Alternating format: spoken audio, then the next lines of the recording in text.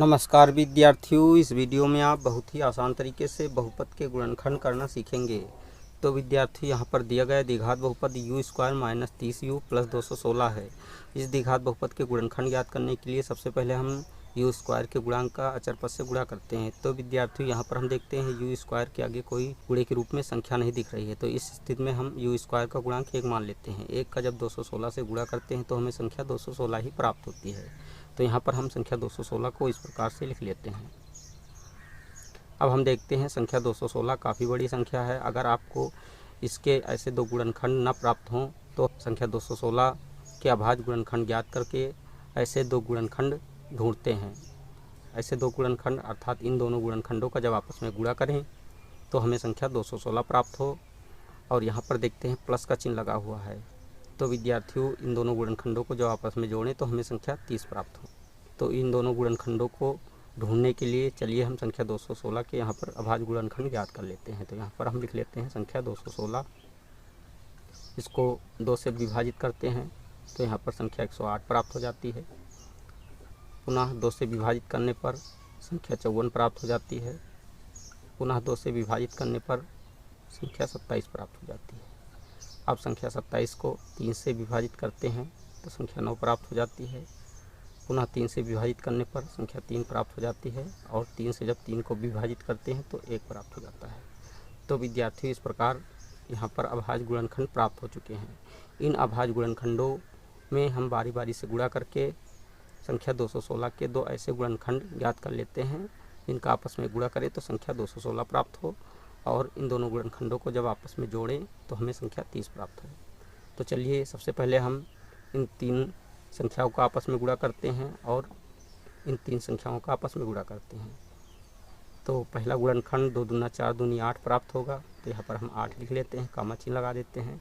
और दूसरा गुणनखंड 3 त्रिका 9 त्रिक 27 प्राप्त होगा। तो यहाँ पर हम 27 लिख लेते हैं। अब हम यह देखते हैं क्या ये दोनों गुणनखंड जो प्राप्त हुए हैं इन दोनों गुणनखंडों के रूप में हैं। तो विद्यार्थियों, जब हम 8 का 27 से गुणा करते हैं तो हमें संख्या 216 प्राप्त हो जाती है। लेकिन 8 में जब 27 जोड़ते हैं तो हमें संख्या 35 प्राप्त होती है, जो कि हमें संख्या 30 के बराबर प्राप्त होनी चाहिए। ऐसा नहीं हुआ, तो ये दोनों गुणनखंड नहीं हैं। अब हम एक बार यहाँ पर इनका और इनका गुणा करते हैं, अर्थात 3 त्रिका 9 दूनी 18 अर्थात पहला गुणनखंड 18 लेते हैं। अब जो शेष संख्याएँ बच गई हैं उसको दूसरे गुणनखंड के रूप में मान लेते हैं। तो 2 दूना 4 3 12 अर्थात दूसरा गुणनखंड 12 प्राप्त हो गया। अब हम देखते हैं क्या ये दोनों गुणनखंड इस रूप में हैं, अर्थात इन दोनों गुणनखंडों के रूप में हैं। तो विद्यार्थियों, जब हम संख्या 18 का 12 से गुणा करते हैं तो हमें संख्या 216 प्राप्त हो जाती है। और 18 में जब 12 जोड़ते हैं तो हमें संख्या 30 प्राप्त हो जाती है। तो इस प्रकार हम कह सकते हैं कि संख्या 18 व 12 दो ऐसे गुणनखंड हैं जो कि इन दोनों गुणनखंडों का जब आपस में गुणा करते हैं तो हमें संख्या 216 प्राप्त हो जाती है। और इन दोनों गुणनखंडों का जब आपस में जोड़ करते हैं तो हमें संख्या 30 प्राप्त हो जाती है। तो यहाँ पर हम लिख लेते हैं इन दोनों गुणनखंडों को, अर्थात संख्या 18 को व संख्या 12 को। अब हम यहाँ पर बराबर का चिन्ह लगा देते हैं। u स्क्वायर को ऐसे उतार लेते हैं, माइनस का चिन्ह लगा देते हैं तथा छोटे ब्रैकेट में 18 प्लस 12 लिख लेते हैं।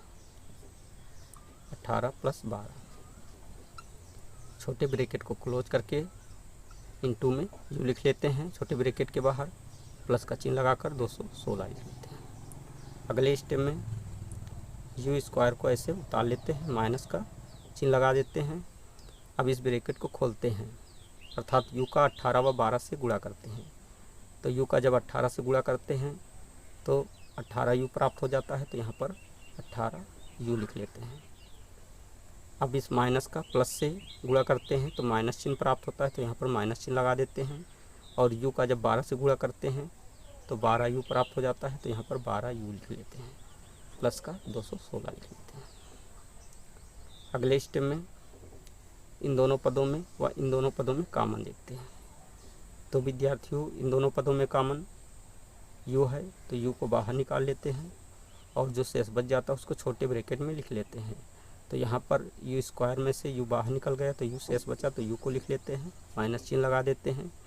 18u में से u बाहर गया तो 18 शेष बचा तो 18 लिख लेते हैं, छोटे ब्रैकेट को क्लोज कर देते हैं। इसी तरह इन दोनों पदों में देखते हैं कॉमन माइनस का 12 है, तो माइनस के 12 को बाहर निकाल लेते हैं और जो शेष बच जाता है उसको छोटे ब्रैकेट में लिख लेते हैं।